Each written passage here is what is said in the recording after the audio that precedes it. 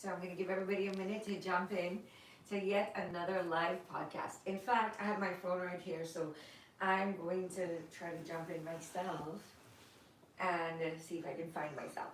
If I comment today, it's going to be as preacher girl, not preacher. That's how you'll know it's me, okay? Oh, I see myself. Oh, good. So I'm going to change where I'm sitting because it makes my butt look. Anyway, let me see who's going to jump in. I don't see anybody here yet. Maybe it's because I have a lag on my phone. Oh, hi, Clint. Hi, Lois. Hi, Sushma. Okay, so today I'm doing this podcast from home. And I know we just have a chat, sip and chat. So grab your coffee. And I want to tell you about what happened to me last night. Guys, I keep saying 2020 is that year. And I have been saying that since last year, that 2020 is not an ordinary year. In fact, I was saying that way before COVID, and I'm not in any way trying to prove that I'm a prophet because I don't believe I am, but I know I do hear from God. And this year has thrown us so many curveballs in so many ways that if you don't believe in Jesus now in this year, you're never going to believe in him. I don't think that there is much room left or much evidence that you'll need to believe that God is real. When people see COVID as evidence that God is not there, I'm baffled. I'm baffled by that because everything we've been through as an earth and as a planet, to me, to suffer something so globally devastating, whether it was man-made or not, I'm not a conspiracy theorist, and those of you who want to write comments and stuff, please feel free to do so. You're always going to be entitled to your own opinion. But I most certainly believe that all of it, whether it was man-made or not, and I certainly believe probably was, that God knew. And not only did he know, it was appointed for this year. It was appointed for what is about to happen. So as people jump in, let me see. Oh, good. Tons of my friends are here now. So will you share this? Because what I'm about to share with you happened to me at 3 o'clock this morning. And when God wakes me up at 3, after I, scowl and complain that I have insomnia and I can't stand it, which never happens, by the way, I'm a great sleeper. And so when I wake up at 3, I should automatically know that God is speaking, but sometimes I'm just so dumb in the morning. Aren't you that way? When you wake up stupid. My mom used to say when we wake up stupid. Yeah, well, that's how I wake up. And I'm like, why am I not sleeping? And then ultimately I realized God is trying to speak to me. And this is what happened last night at 3 in the morning. And I knew I was going to go back to the office today after being absent for so long. And I was bummed because I know I need a good night's sleep so I can function optimally. And dudes, at 2 o'clock in the morning, though, this Holy Spirit was just saying, wake up, wake up, wake up. I'm going to talk to you. And I woke up. And what he told me and reminded me of, and the way it played out this morning, and at 3 in the morning, I just wanted to share it with you guys. You can take it or leave it. It really doesn't matter. And afterwards, I'm going to show you my decorations and show you some things that I do to make every Christmas memorable. But this one, I believe, is going to be the most incredible one of all, and I'll tell you why, right? And what maybe you can do to make your Christmas even more memorable too. Not for yourself, but for the kingdom of God and for your loved ones and for your family. So let me just say hi to a few of you that I see right here on the chat right now. Some of you say you're excited to hear. Hi, Kayla. Hi, Sharo. Hi, Tasha. Congratulations, girlie. I see we have a baby bump.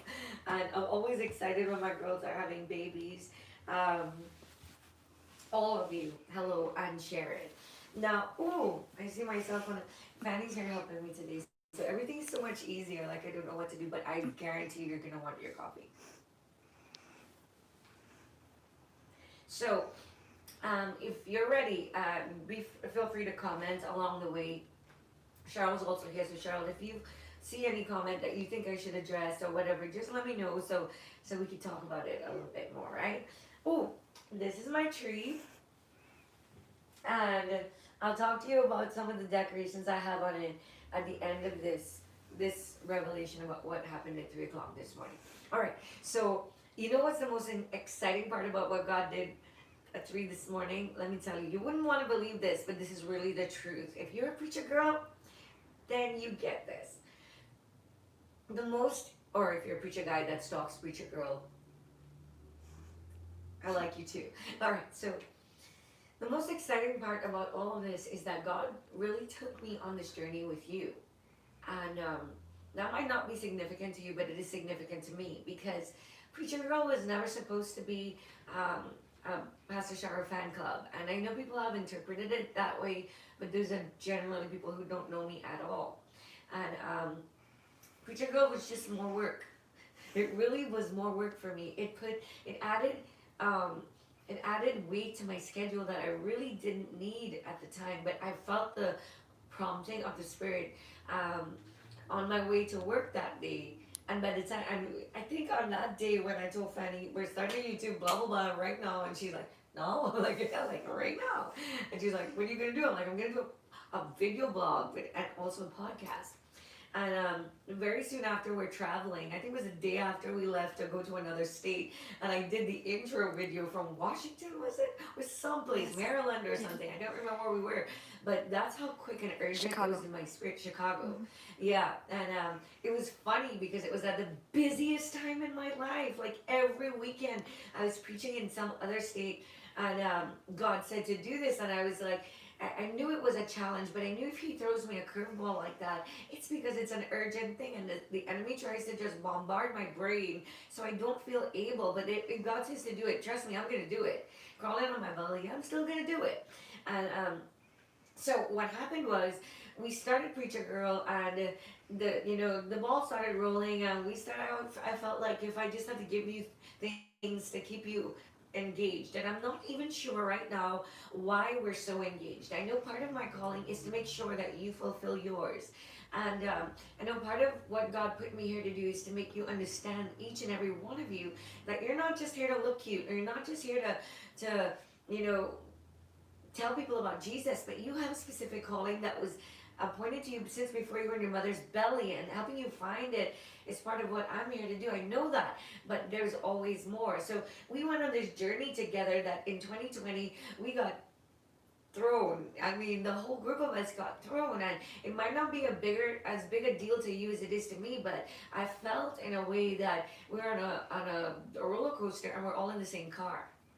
And so what happened was, when I heard the revelation from the Lord that there wouldn't be a single locust left, right? I preach it to my church, but this community is the community that got the meat of it. You got the details of it. And then when I heard put the pieces together, before I said that to the whole world, I said it to you, and I explained it to you. And so it became meaningful to us. And so I realized that God was taking us on a journey, but then it got a little bit crazier because I showed you the puzzle piece, right? And not only that, but this is the part that really staggered me, and what is a link to what happened to me this morning at 3 o'clock. We went through the book of Revelation. Now that is super weird. I need you to understand how weird this is for me, because the revelation of Jesus Christ, is not only one of my favorite books in the Bible, and I could never understand why people shun that book, because they're scared of it, or it has too much allegory or too much metaphor, so they feel that they don't understand it.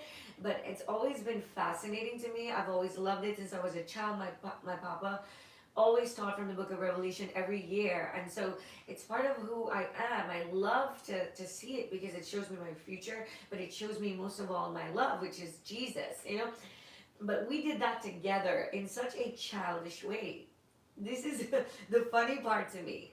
We did it in such a basic way that maybe strangers that stumble upon our Revelation teaching, which I really strongly urge you to go back and go through again on your own. We did it in such a way that theologians would laugh at it, and they would think that this is just elementary stuff. But the way I teach has always been elementary, and it will always be elementary. It's the way that God birthed Himself in me, and it's the way I hope I never change. I don't wish to become a world-renowned theologian. That has never been an aspiration of mine. It's not what I'm here for. And so we talked, I don't know if you remember, but this was way back in maybe April, right? We talked about the stars. In fact, the dragon came up, the virgin came up. Do you remember that? We talked about all of those things, and we drew it. And I had you draw pictures. And you guys draw some funky looking dragons and things like that. And so it gets creepy. You gotta listen to this. Oh my god, it's blowing my mind. Anyway, so you drew that, and then in fact, it impacted my life so much that when I went to the office that day, Fanny and I downloaded an app called Starry Night on our phones. And we just downloaded it because we were so fascinated by the scripture, not only in Exodus, not only in the Old Testament, but we were so fascinated by the fact in Genesis, in the very first chapter, God said, I gave you the sun and the moon and the celestial bodies for signs. He said those words. And because the devil chose that, he chose the signs, he chose the moon. Satan took those things and made it the symbols of the occult, and made it the symbols of false religion, and made it the aspects of worship for Greek mythology. And because the stars were named after Greek gods, and there's Pleiades and Orion and Jupiter and Mars, and the Greeks named their gods after this stuff, and vice versa. Because that happened, Christians and Christianity pulled away from the celestial bodies, and I believe it was a very strategic move on Satan's part to keep us from looking upward, and to keep us from looking outward, and to keep us from looking at the signs that God put in the heavens to show us what He wrote. And so 3 o'clock this morning, I woke up and I couldn't understand the source of my insomnia. And so I picked up my Bible, and I do what I do when I wake up in the morning. When I can't pray on my bed, I fall on my knees and maybe trying to bribe God into talking sooner. If I assume the posture of obedience, and it wasn't happening, and I tossed and turned, and at about 4:30, I heard Him say, "Open your window." It's the craziest thing.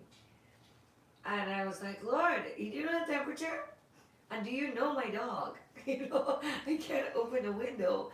And Stormy was upstairs, so the dog wasn't going to be an issue, but I was making all of these excuses.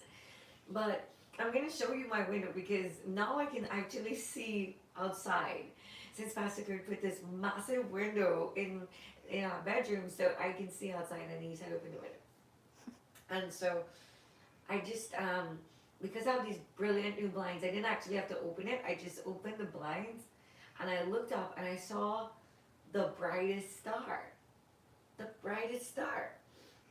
And I took out my Starry Night, and I put it up, and I saw that it was Jupiter. And I said, okay, now what?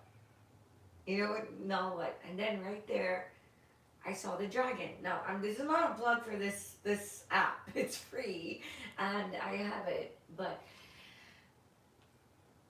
And I heard in my spirit, He said, I put it right there. It was there all along, and I couldn't understand what He was trying to say. And so I left it, and then this morning when I woke up, and after I had a shower and everything, I was saying good morning to everybody that texted me. I have about 10 people that will text me faithfully every single day. I'm praying for you. What can I pray about? And it's hard sometimes to respond to everybody, so I don't respond most of the times, even though I appreciate it. And something popped up on my feed, on my news feed, and this is what it says. It says, for the first time in 800 years, the Bethlehem star is going to be visible again. But girls and guys, hear this. It's going to be visible on December 21st, the first day of winter here in the United States. For the first time since the 1200s, what scientists call, and astronomers, not astrologers, astronomers call the Star of Bethlehem is going to become visible in the sky. Listen, it's not just going to become visible. So crazy. It's going to be utterly impossible to miss because it's going to be so bright and so. The Venus we saw the other day is not going to compare. You're going to mistake it for a little sun. It's going to be so bright on the first day of winter. And I want to cry just telling you because so many people are going to dismiss it again. But why 2020? Why on the first day of winter? Why after 800 years? I didn't even know that was going to happen until this morning, but I know what he told me. The reason why I know this is significant is not because I saw a post, I saw something on my newsfeed. It's because he woke me up before I saw it. That's always evidential to me that he's speaking. If I had seen it and then he woke me up, I would say, well, I had subliminally expected this. But the fact that he woke me up at that time and I couldn't go back to sleep, but I could hear his voice saying, look out your window. That is so, to me, that the stinking fact that he would just tell me some things like that. It's crazy to me. Anyway, why is that even saying? Now, this is the part that blows my mind about our Bible study. You ready for this? This is really cool. Now, what the Magi saw, according to astronomers that are believers and that theologians that subjectively and objectively as well, subjective to the Bible. So subjective to the word means that they start from the word. They assume that the word is true. But objectively means that they also just look for evidence, not to corroborate what they've read, but evidence that's extra biblical, if that makes sense to you. So it's a subjective theological study and an objective theological study that came up to these conclusions. The Star of Bethlehem that the Magi saw, right, was not one star per se. It was not an angel. Now, the reason why people say it's an angel, BTW, it's because the star moved. Right? And stars don't move like that. In fact, stars are so far away from us that they move so incrementally in the sky, and because everything's in an orbit, but galaxies don't work that way. You know what moves? The planets move. We orbit around the sun. Everything's moving, but we are the ones that are moving. The stars themselves are not moving. It's the orbit of the Earth that makes it look like the stars come and go. Right? When you see a star moving, it's a planet most of the time, right? If every night it's moving, it's planetary. And the stars are moving as well, but there is something that's called retrograde movement. I know this is plenty, but just bear with me, okay? If you paid attention in high school, or you would have known this. There's something called retrograde movement, which makes a star look like it's going backward, right? Now hear this, it's gonna blow your mind. It's just gonna blow your mind, just listen. Now, retrograde movement is, if you want to understand it easily, tell me if I'm getting too confusing, okay? You know, like when you're driving on the road, right? And you're driving in traffic and it looks like some people are going backward. Why is that? It's because you're passing them. When you pass them, they're not going backward. Just because they're moving slower, it looks like they're going backward. Does that make sense? Okay, that's called retrograde movement. They're not actually moving backward, they're just looking like they're moving backward. Get it? Okay, so bear that in mind. I'm going to walk you through this. So, scientists say what they really saw as the Bethlehem star was not one star, it was the alignment of two planets together, right? Jupiter and Venus. It's when they align together to make that really brilliant big star. Because back then they had some sort of rudimentary telescope, but they didn't have the kind of things that we have today. On that starry night, you can zoom in so close that you can see these are actually two planets and not one, right? They couldn't do that. So all they would see was this brilliant star, but they're moving at the same time because they're planets, right? And that's what the Magi would have seen in the sky. Why is it though that they think when they see this that it's Bethlehem and blah blah blah? Because that Bethlehem star that they saw, that new star, that whatever the Magi saw, came out of what is called the Leo. Guys, you guys are crazy. You know, I mean, this is crazy. You know the Leo sign, right? Which is, this is not about horoscopes. It's astronomy and not astrology. Listen, it comes out of the constellation of Leo, which would have told them that the tribe is Judah. Because you know what the symbol of the tribe of Judah is. In fact, you know what they call Jesus, don't you? Right, the lion. Anyway, so, and also, a virgin shall conceive. So two of the constellations, Virgo and Leo, intersected at that very time.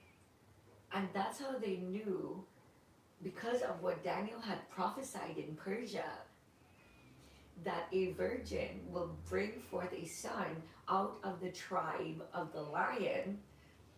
And there is one more star called by the Romans in that time where Jesus was born, in the time of King Herod, and it's called the Rex, which means the king, which also came into alignment, came out of Virgo. And the astrologers from Persia, Iraq, would have seen that. They would have, the astronomers would have seen that, the wise men, the Magi, who were taught by Daniel. You remember Daniel never left exile, you know. He lived and died there. And he was the head of all the Magi. And he showed them that when you see this happen,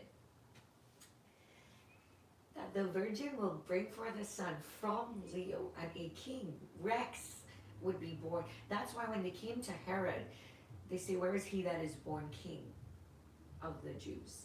In Bethlehem. That's that Bethlehem star. So they came following.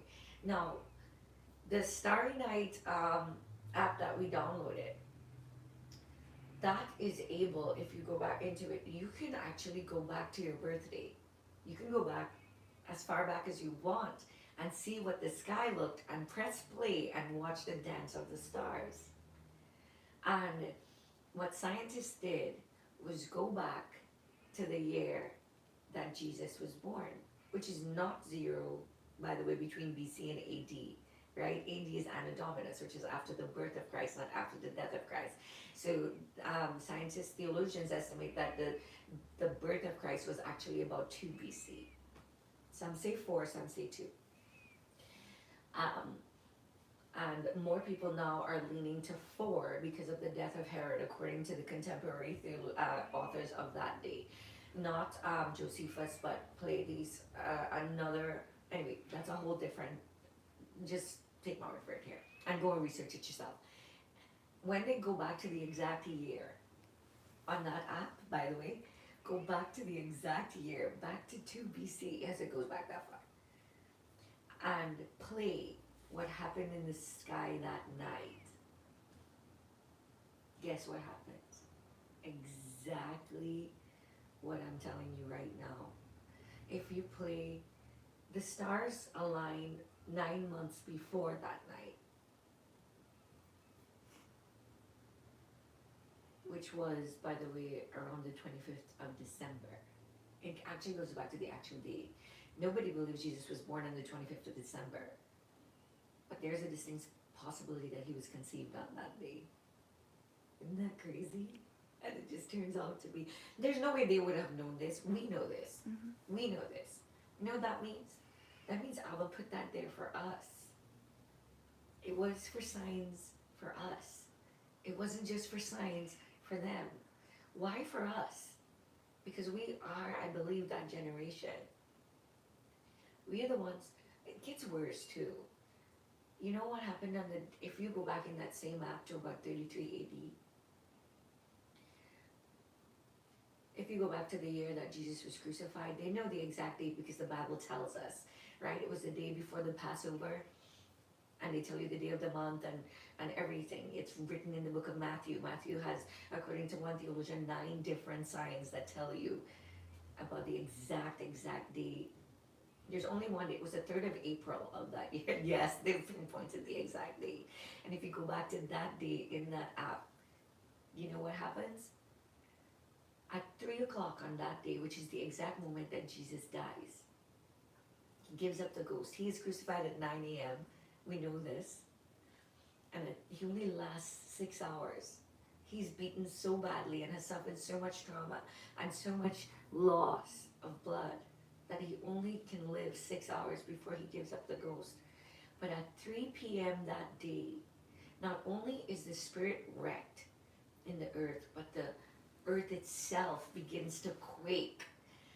But that's not all that happened, guys. That day, there's a blood moon. Wow. That shows up at 3 p.m. You know what happens when the eclipse happens? In the middle of the day, it turns to night. Exactly. You can see it. Can you imagine what those soldiers thought they did that day? They killed the Son of God. And you might say, well, all of that is coincidence. It wasn't. It was planned that way. God says these things are going to be put in the sky as a sign to you that my son is coming. It was there in Genesis. It was there in Matthew. And it's there in 2020 again. We get to live to see in this year something that nobody alive has ever seen before. Do you get this? And I feel like if I'm just screaming to nobody, I know you're there, but I feel like if it's too big and we'll miss it. We'll think it's something really cute to look at. And God is saying, you can't stand before me and say, I didn't warn you. You can't stand before me and say, I didn't tell you. Because I told you in a million ways, I'm coming back. My son is real. Jesus died for your sins. The heavens declare the glory of the Lord. So on December 21st, you're going to get to see it. You say, but what if it's cloudy? Where in the earth am I going to see it? You're going to see it days before and you're going to see it days after. It's going to be very visible for weeks before and weeks after because of the movement. Oh, I didn't tell you. Why was I talking about retrograde movement of stars? Because remember how the remember how the Magi said that the star rested over the place where the baby lay? Or something like that. When the star moved, and it stayed. How is that possible? Moving stars don't stop. That's why plenty of people dismiss the star as an angel. If you go back to the night when Jesus was supposed to be born in that app and you look at the dance of the stars, it will blow your mind. It will blow your mind. Just go Google it. In fact, I'll put in a link here, a documentary I ended up watching at 4:30 this morning about an attorney who is a Christian, who's not an astronomer, but the Spirit of the Lord led him to this revelation, and he's the one who who recorded the whole movement, who went into the detailed research for this. It's so mind-blowing. I watched it 4 times since this morning, but you watch the stars moving, right? And all of a sudden, Jupiter starts going in reverse like this, and then all of a sudden it stops. It just stops. It looks mind-blowing, but it is not an assumption. It is an actual recreation because astronomy is an exact science. The way that this galaxy is working, it's pretty much, they know if there's an asteroid coming to hit the Earth. They won't tell you, but they know that. They can calculate that. And so, I don't know if this is boring to you, but it might be, but this thing is just blowing my spirit up. It's just blowing my heart up because I'm excited. I'm excited for the 21st. I'm excited because it makes him, look at our God. Look at the year. Look at what he's let us live through. Look at what he's going to let us see, and there are 2 things that I think the church has done really injustice to itself by it's attributing the study of the stars and the moon to magic and putting more weight in magic, which is sorcery, and putting more awe and wonder into people who own this moon and the stars for themselves to make it a religious symbol, and we think that if we study them, we worship them. No, there's a difference between study and worship. You know why we don't know the difference in Christianity? Because we don't know how to worship. We just know how to study. There are people who engorge the Bible. They live it, they eat it, and they breathe it, but they don't worship God. But if you knew the difference between studying and worshiping, then you would understand that to study them does not mean you worship them, right? And that's one of the injustices, I think, is that we don't look for the signs in the heavens and the earth anymore. We don't look for his glory. We don't say the heavens declare your majesty like Daniel and like David, and we want to dance like David, but we don't want to look for God like David, right? Because we're so afraid of universalism, and we're so afraid of thinking that there is a God in everything, and that's not what this says. It says that he is the creator. You know what? We can't affect the stars. God put them there because he knew everything else we're going to touch it and mess it up, but we can't touch that and mess it up, right? We're not trying to get to the moon. And so that's the one thing. And the second thing, I think that the church has done an injustice with itself when it comes to God is dreams. I believe that we have made dreams such an apocryphal, or a not apocryphal really, but like I don't know, like taboo, right?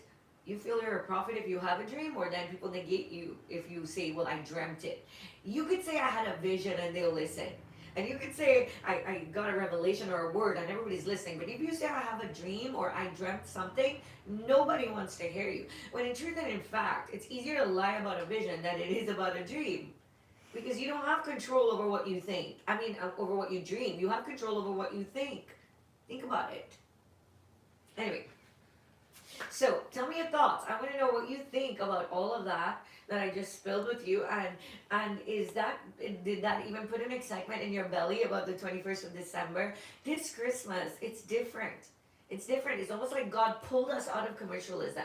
He said, stop focusing church on things like that are temporary and things that are, non-meaningful. But put your trust back. Put your eyes on me. Christmas is about, I get that people say it's pagan, and I get that people don't want to celebrate it because it's not about Jesus. Let me tell you something. My Christmas is all about Jesus. And you might say, well, what's all that, Christmassy stuff going on? Even that is all about Jesus to me. And I'm going to show you in a second as I give you my little tour of my little house, why this every time I see it, the only thing that's sparking in my heart, trust me, is not warm socks and hot chocolate. It's a cold baby in a lowly manger. That's what I think about. That's who I think about. I think about the glorious Son of God that made a choice that changed me. I don't want to cry. I'm such a crybaby. He made a choice. You understand, when Christ came to die for me, he chose that. That's what Christmas means. He made the choice to save us. Because he could have just left us. In fact, he should have just left us, I guess. But Christmas represents the ultimate love of God. Think about it. I know we think that the cross is the ultimate love, but the manger. Because on the cross, Jesus subjected himself to cruel men. He told Pilate, he said, you can't do anything to me unless I let you. But when you're a baby, you can't do anything. For the Son of God to submit himself that way, he's literally saying, I'm going to let you feed me, clothe me, change my poopy diaper. Think about that. Think about that ultimate kind of complete submission. It's something else, right? So this year when we celebrate, let's do it differently. Let us not focus on Jesus, but let it just be all about him. And as far as the people who are trying to steal that from you and tell you don't celebrate it, just like they stole the stars, just like they stole the moon, just like they stole your dreams, just like they try to strip Christianity of all its awe and wonder, just like they try to strip it of all its joy and gloria in the highest, you tell them, you know what? You're entitled to your opinion, but just keep it in your corner for a second. You know, don't take that wonder away. Because if the wise men of old will search for him, we can still search for him. All right. Let me see what your comments look like today. And then I'll give you the quick tour, okay?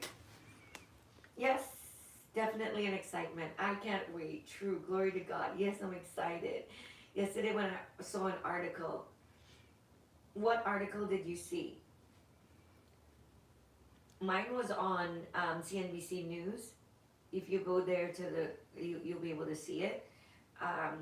Because by the way, any planetarium, which I'm gonna try to hook up my friends and see if they'll want to go to the planetarium with me, because every planetarium has a Christmas display. They don't believe in Jesus, most of them, but they still show you the Star of Bethlehem. Ain't that something?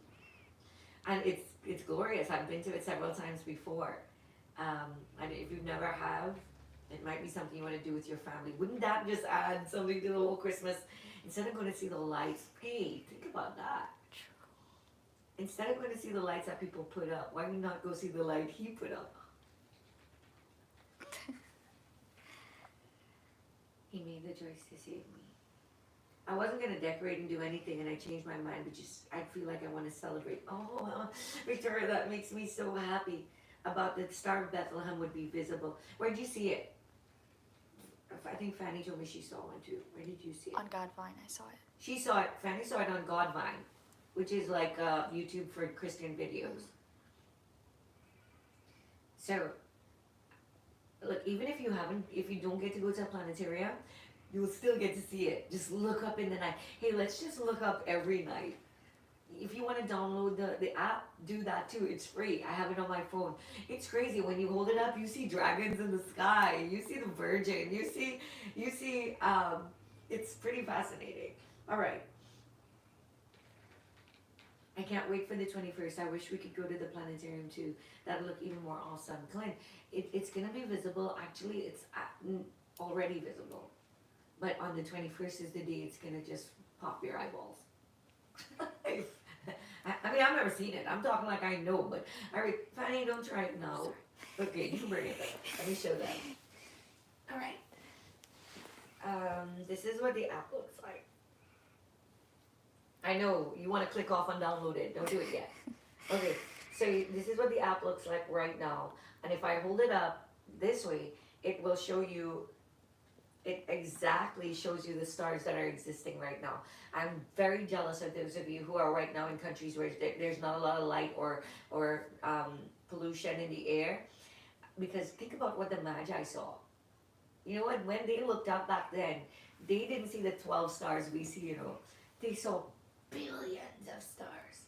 Do you understand that in our galaxy alone, there are billions of stars? But hear this, there are billions of galaxies. But hear this, Jesus knows the name of every star.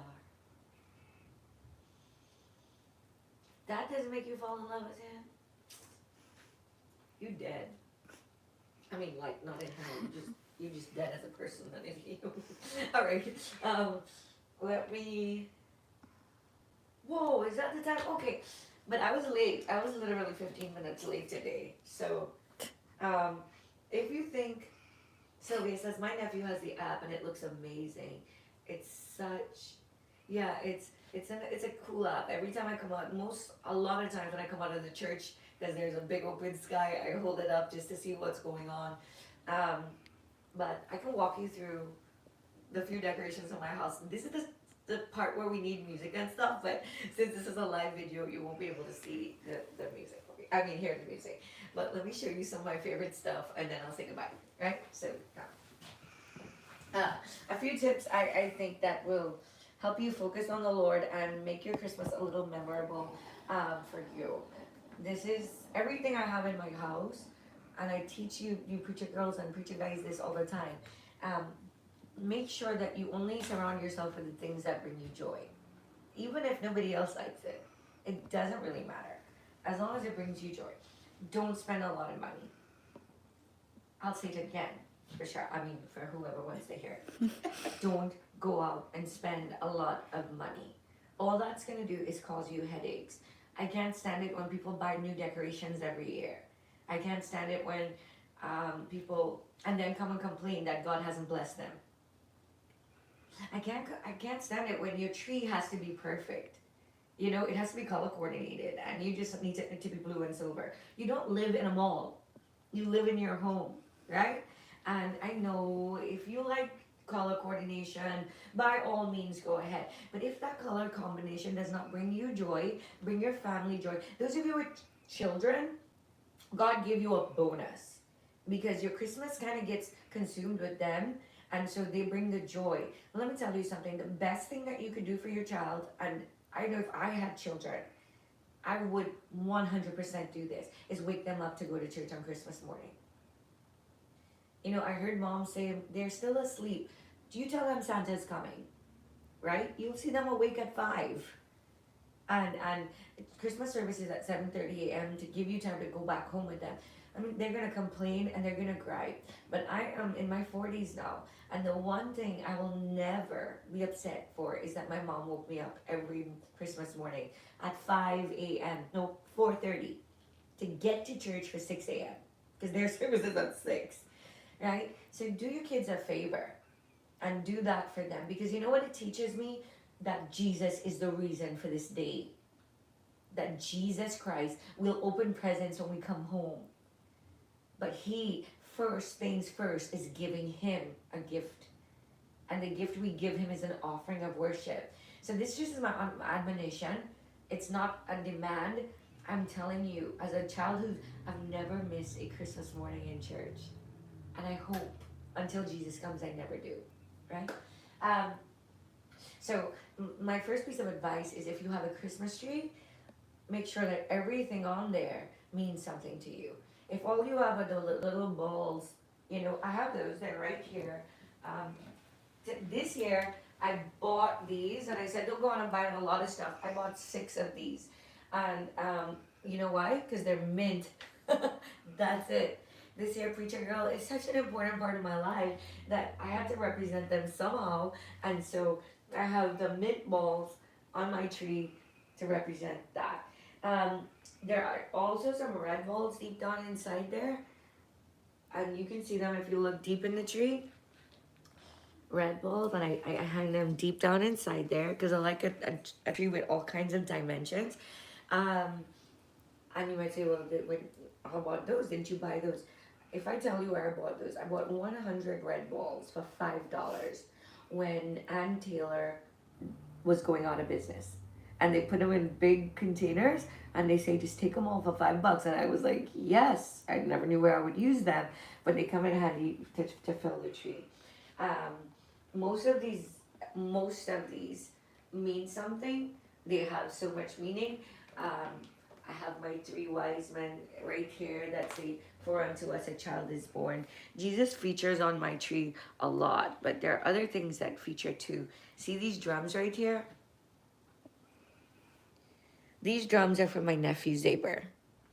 That's why that's on my tree, because he's so important to me. And this one right here, this is the one thing I have from my trip to England, where I went to preach, and it is a little tea service set. Look at this one. This is from my trip to Paris. And I know it sounds my trip to here, my trip to here, my trip to everywhere. And it's really, when all you have to show for the trip is the ornament, it's not such a bad thing. I love penguins. I do. I think they're the cutest, fattest little things in the world. So I have a lot of penguins I've accumulated over the years. The special things in my tree, you see this here? My papa made that. And Fanny and I had a Christmas store, and we sold those, and nobody bought our stuff. but I did, and I love them. They turned out to be my favorite. Look at this amazing ornament, guys. Look at it. I bought this one in Israel, and it's the Magi again. It's always one of the best scenes, and it's baby Jesus in a in the manger and stuff like that. Wherever I go to preach, I try to find one. My brother and Sissy gave me this one. Look at this one my dad made. Isn't that nice? He wrote that with his hand. Yep, ain't no gold fortune there. His dad, you know. Anyway, so those are some of my ornaments. Those have been accumulated over years and years and years and years. I don't throw them away. I don't care if they're old, if they're a little bit broken. There are so many that are broken on here, but to me, it's the wrinkles and the etches and the brokenness that make them so valuable to me. Unless they're dangerous and sharp. And right here, check them out. Ta-da! He's right there. And he never going nowhere unless he breaks. He's right there. All right, so that's I guess one of my best pieces of advice to you is to just make sure that your tree is what you like. One year I just had candy. I didn't put anything up except candy on my tree. I just left all my ornaments. And my nieces and nephews loved that tree. They ate the whole thing out. I'm telling you, by the time Christmas was over, all that was on the tree was the old popcorn string because they couldn't eat the popcorn off the string. They ate everything. And what did I put for Rocher? I put truffles on there, everything wrapped in nice paper, candy canes. It looked amazing and they loved it. Let me show you my nativity set because I love this one and it is so cute. Look. I can't even remember. Do you remember where I got this? Oh my gosh. But look, the virgin will be with child and give birth to a son and call him Emmanuel. Oh, can I say this? When you go back in that app, right? And you literally see from Virgo that star comes out. It's so crazy. It's too telling. But it's in the scripture, and this one says, oh my gosh, look at what it says on one of the wise men. You will seek me and find me when you search for me with all your heart. Oh my gosh. And look, now after Jesus was born, wise men from the east came to Jerusalem. Oh wow. And when they had come to the house, they saw the young child. And on Joseph, it says, Joseph, son of David, do not be afraid to take Mary home to be your wife. And on this one with the shepherd, it says, the shepherd said to one another, let us go even unto Bethlehem. And on the angel, it says, I bring you good tidings of great joy. I love it. I love it. And of course, we have penguins everywhere and snow people. Aren't they adorable? Okay. These gingerbread guys, they look like they've seen better days because they have. They've been there for a decade. But my niece, I remember Katie would grab one and just walk with it for days. She would never let it go because it was just the same height as she was. And then I have a really awesome Christmas village. And this is another piece of advice. Don't just put stuff together to look good, right? If you're a storyteller like me, everybody that comes to my house gets to hear the story. This is not, you see, what happens is, everybody's laughing because they heard this story before. The people down there, right? They live down the road and they need to be in church right here. But they don't want to go to church, you see. They want to go to the skating rink, which is way over there. So they pass the bed and breakfast where some people are also going to church. Some people never make it to church. They stop to buy hot peanuts and the kids cry to go on the carousel and see Santa. So that's what Christmas becomes to them. Some people make it over the bridge and end up going to focus on the Christmas tree. Still don't make it to church. But see right here where it says Silent Night, Holy Night. It's the church sign. And Mr. Preacher, Pastor, is standing outside the church stopping people saying, why aren't you coming to church today? They don't want to go into church. They want to go over here all the way to the skating rink. I don't know if you can see it there. But I thought that was a funny story. And so this is the way it's supposed to go. You go to church and then you go to the skating rink. And then you go to the toy shop, which is way over there. And then there's a pretty window. So, yeah, that's my Christmas rosary. I spent way too much time on that. And Thank you to those of you that brought me flowers for when I was sick. I got a lot of flowers. I run you downstairs just for 2 minutes to show you what I did there, and then I'll take it back. Now you get to see my whole house. Which I couldn't, I probably couldn't. Honey, don't focus on my floors. I'm like, this is my mail basket. Oh my god, I'm so embarrassed. Okay, look at my mail basket. I need to go through my mail. Okay, Fanny, go up now.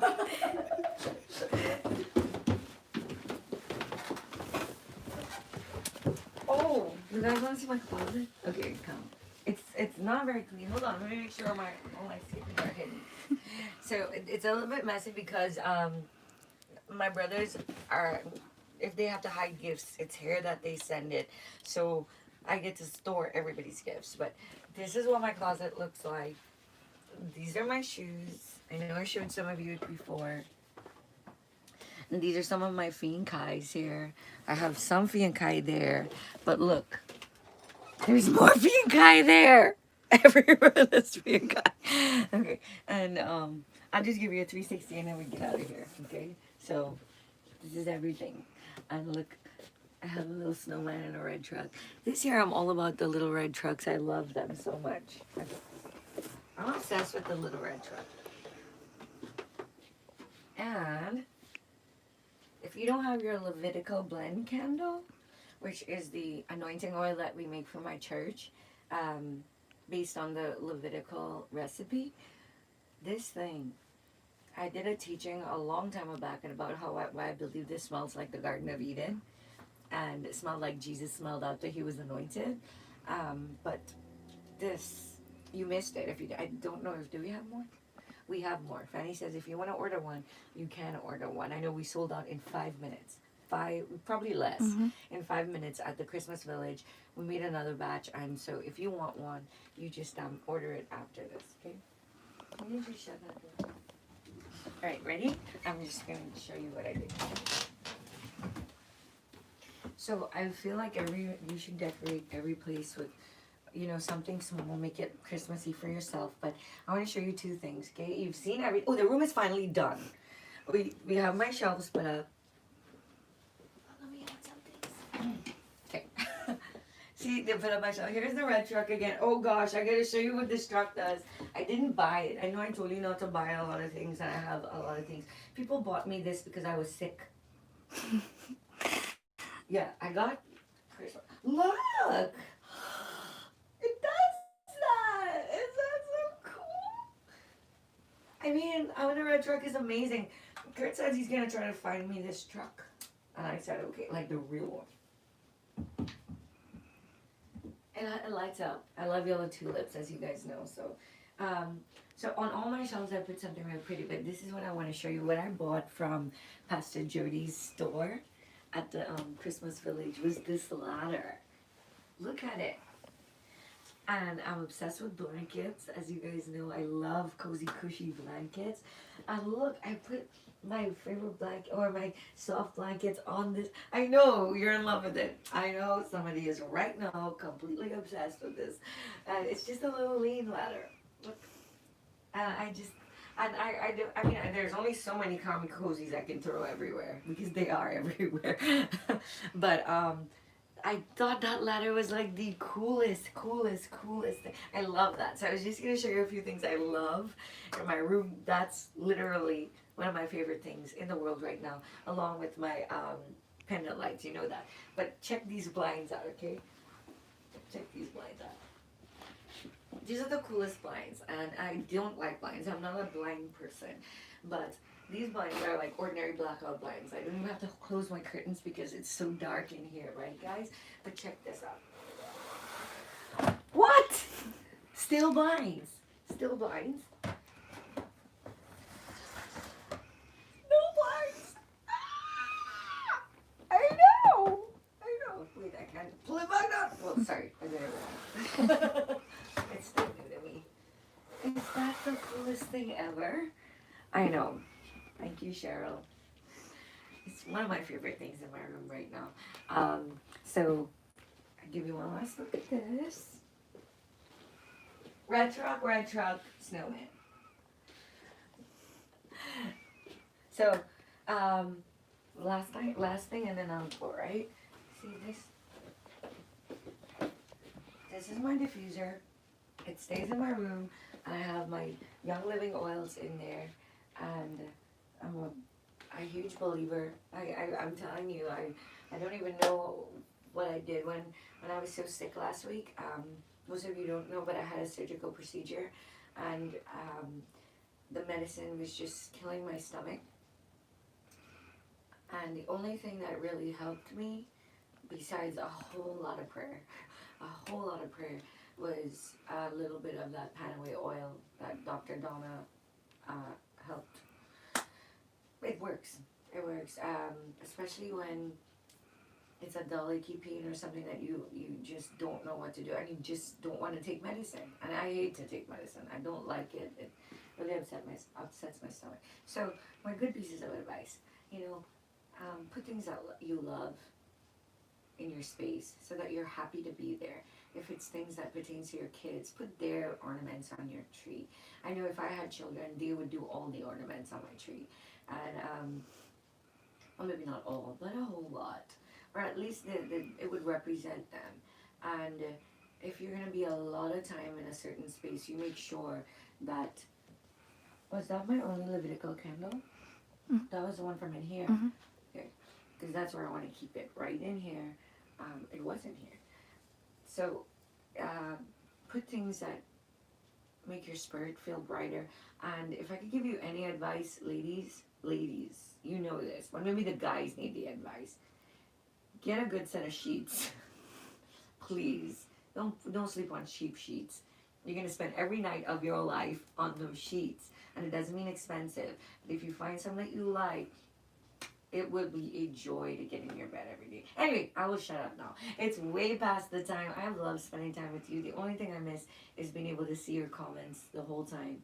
And know if I'm just boring people to death right now, or if I'm making sense to you. I hope you enjoyed it. Go out and look at the stars tonight, and then we'll talk about it again. Maybe we'll have one of those Zoom calls, or we'll do that thing we used to do when quarantine just started. I don't know. It's a busy 2 weeks, right? But definitely before the new year, and maybe on the 21st. I love you. God bless you. Share this if you didn't share it yet. And remember 2 things. 1, if God called you, no one can uncall you. And you don't need a pulpit. You just need a message. God bless.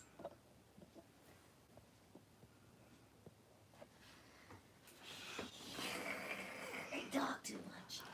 This was awesome. Fanny's still trying to close it, isn't she? Because I never can remember either.